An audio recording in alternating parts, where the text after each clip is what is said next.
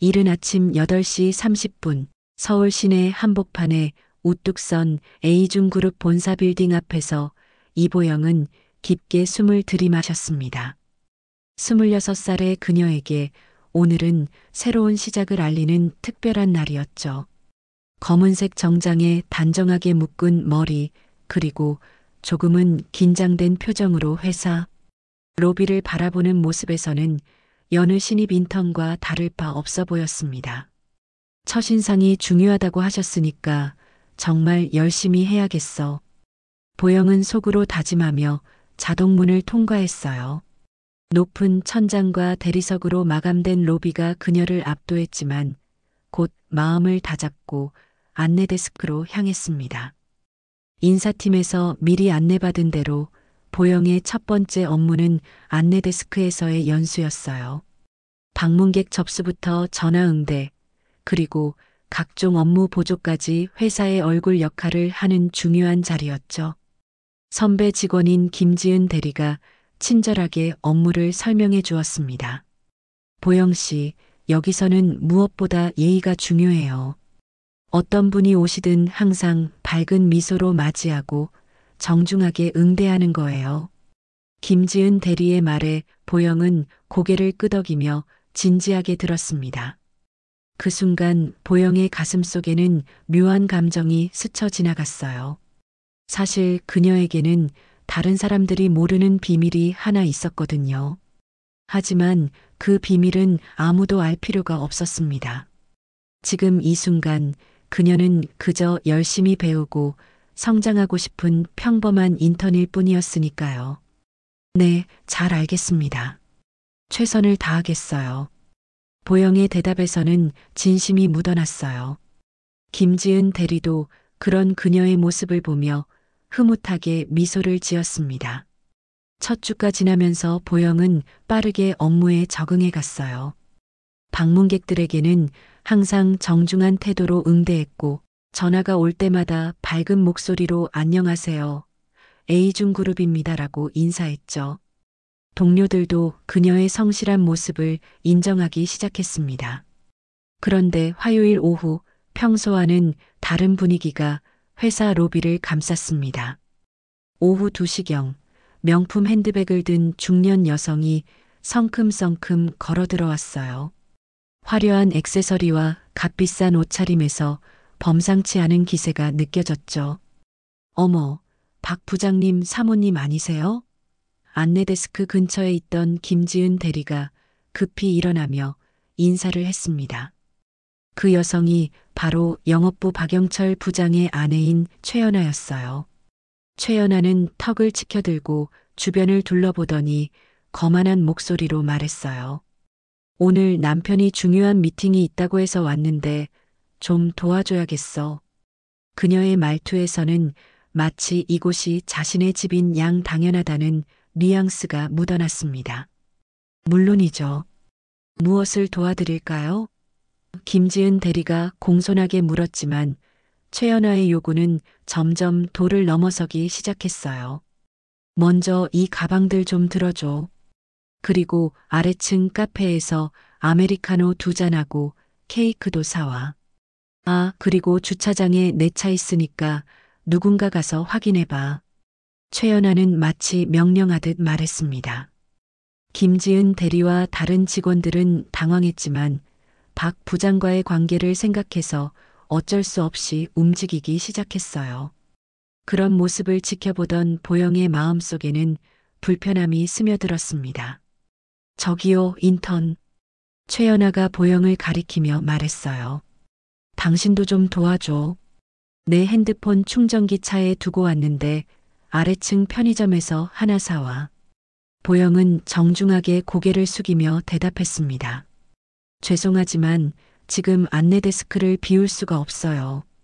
방문객분들이 계속 오시고 있거든요. 그녀의 목소리는 차분했지만 단호함이 느껴졌죠. 최연아의 얼굴이 순간 일그러졌어요. 뭐라고?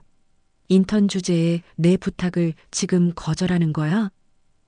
점점 목소리가 높아지기 시작했습니다. 그게 아니라 제가 맡은 업무를 소홀히 할 수는 없다는 뜻이에요. 보영은 여전히 침착하게 대답했지만 주변 분위기는 점점 어색해져 갔습니다. 다른 직원들도 이런 상황을 어떻게 해야 할지 몰라 우왕좌왕했어요. 최연아의 얼굴은 점점 붉어졌습니다. 이게 뭐야? 인턴 주제에 어디서 감히 나한테 이런 식으로 나와? 그녀의 목소리는 이제 로비 전체에 울려 퍼질 정도로 커졌어요. 지나가던 다른 직원들도 하나둘 상황을 지켜보기 시작했죠. 김지은 대리가 급히 중재에 나섰습니다. 사모님, 이 친구가 아직 회사 생활을 잘 몰라서 그런 것 같아요. 제가 대신. 하지만 최연아는 김지은 대리의 말을 끊어버렸어요. 아니야. 이런 버릇없는 애들은 제대로 가르쳐줘야 해. 사회가 어떤 곳인지 똑똑히 알려줘야 한다고. 최연아는 보영을 향해 손가락질하며 소리쳤습니다. 보영은 여전히 자리를 지키고 있었어요. 마음속으로는 화가 치밀어 올랐지만 표정만큼은 차분함을 유지하려고 애썼습니다. 저는 제가 맡은 일을 하고 있을 뿐이에요. 잘못한 게 없다고 생각합니다. 잘못한 게 없다고? 지금 누구한테 말대답하는 거야? 최연아의 목소리는 더욱 날카로워졌어요. 당장 무릎 꿇고 사과해. 내가 뭔데 나한테 이런 식으로 나오는 거야. 로비에 있던 사람들이 모두 이쪽을 바라보기 시작했습니다. 어떤 이는 휴대폰을 꺼내 촬영하려는 듯한 모습도 보였어요. 김지은 대리와 다른 직원들은 어떻게 해야 할지 몰라 당황했죠. 사모님, 제발 진정하세요. 이렇게 하시면. 김지은 대리가 간청했지만 최연아는 들을 생각이 없었어요. 무릎 꿇으라고. 지금 당장. 최연아가 보영의 어깨를 잡아 끌려고 했을 때 보영은 한 걸음 뒤로 물러섰습니다. 이건 너무하시는 것 같아요. 보영의 목소리에는 떨림이 섞여 있었지만 여전히 굴복하지 않으려는 의지가 느껴졌어요. 그러나 주변 분위기는 점점 보영에게 불리해졌습니다. 몇몇 직원들이 그냥 사과하는 게 나을 것 같다. 일이 더 커지기 전에 마무리하자며 보영을 설득하기 시작했거든요. 결국 보영은 억지로 무릎을 꿇을 수밖에 없었습니다.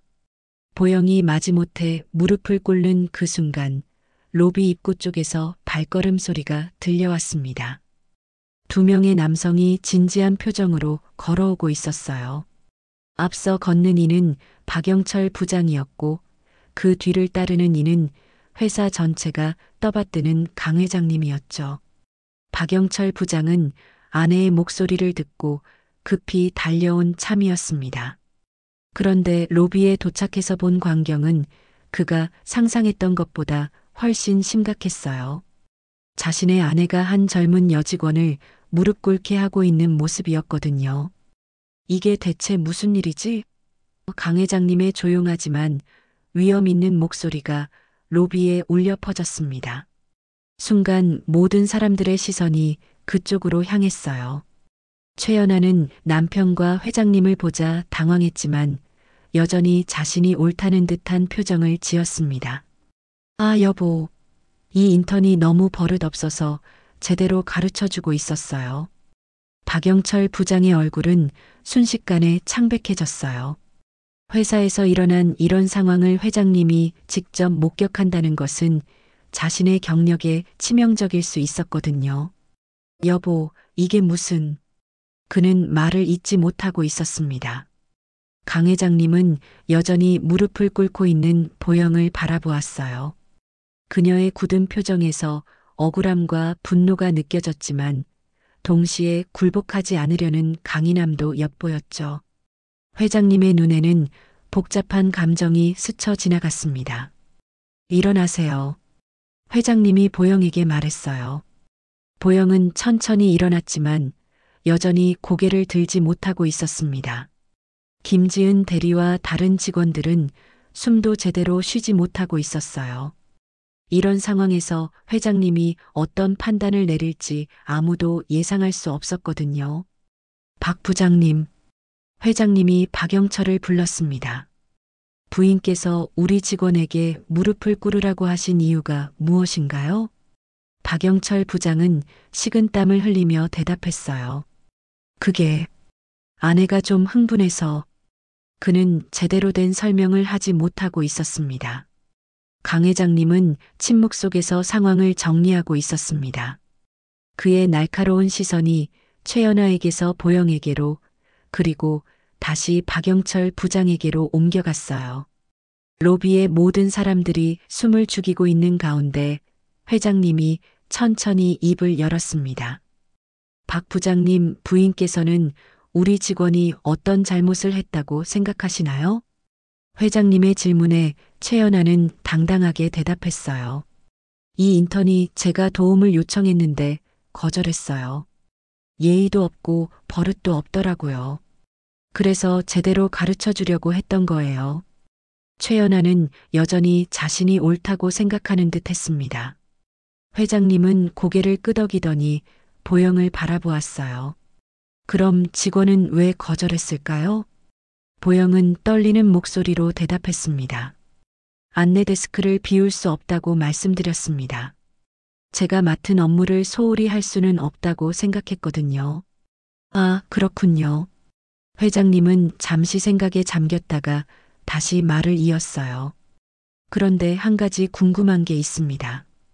박 부장님, 부인께서 우리 직원들에게 개인적인 심부름을 시키는 게 적절하다고 생각하시나요? 박영철 부장은 대답하기 어려워했어요. 사실 아내의 행동이 잘못되었다는 걸 알고 있었지만 그렇다고 회장님 앞에서 아내를 비난할 수도 없는 노릇이었거든요. 그때 회장님이 결정적인 말을 했습니다. 더 중요한 건 내 딸이 왜 무릎을 꿇고 있었느냐는 거죠. 순간 로비가 정적에 휩싸였어요. 모든 사람들이 회장님의 말을 이해하지 못하고 있었습니다. 내 딸이라고? 그게 무슨 뜻이지? 최연아의 얼굴이 하얗게 질렸어요.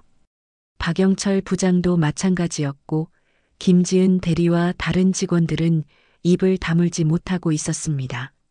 네, 맞습니다. 이보영은 제 딸이에요. 회장님의 확인에 로비는 더욱 깊은 침묵에 빠졌어요.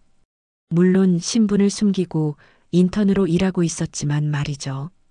보영은 고개를 숙인 채로 서 있었어요.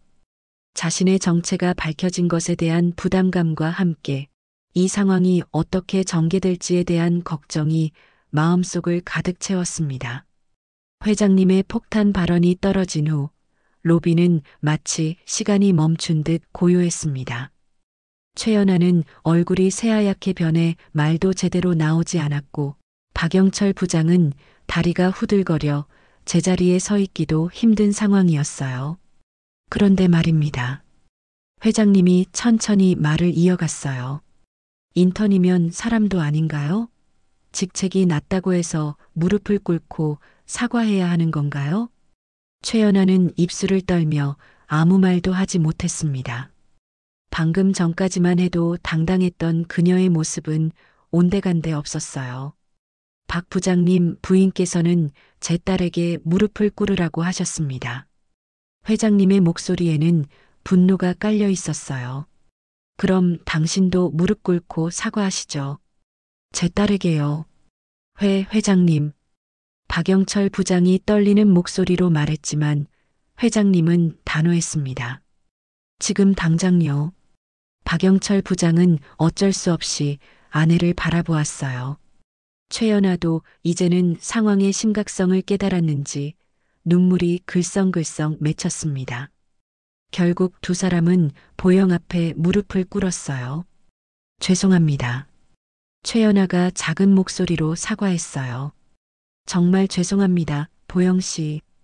박영철 부장도 깊숙이 고개를 숙였습니다. 제 아내가 너무 잘못했습니다. 용서해 주세요. 하지만 보영은 그들을 내려다보지 않았어요. 대신 옆을 바라보며 조용히 말했습니다. 일어나세요. 이렇게 하는 게 옳지 않다고 생각해요. 회장님은 딸의 말을 들으며 뿌듯한 표정을 지었어요. 권력으로 상대를 굴복시키는 것보다 올바른 마음가짐을 보여주는 딸의 모습이 자랑스러웠거든요. 하지만 사과는 받아야겠습니다. 회장님이 말했어요. 그리고 박 부장님, 이런 일이 다시는 일어나지 않도록 각별히 신경 써주시기 바랍니다. 네, 네. 명심하겠습니다. 박영철 부장은 식은땀을 닦으며 대답했어요. 그는 이미 자신의 미래가 어떻게 될지 예상하고 있었습니다. 상황이 정리된 후 회장님은 보영을 조용한 곳으로 불러 따로 이야기를 나누었습니다. 로비 한편의 소파에 앉은 두 사람 사이에는 아버지와 딸이라는 관계를 넘어선 깊은 존경심이 흐르고 있었어요. 보영아, 오늘 정말 자랑스러웠다. 회장님의 목소리에는 진심 어린 감동이 묻어났습니다. 내가 외압에 굴복하지 않고 자신의 원칙을 지키려고 한 모습을 보니 진정한 리더의 자질이 있다는 걸 확인할 수 있었어.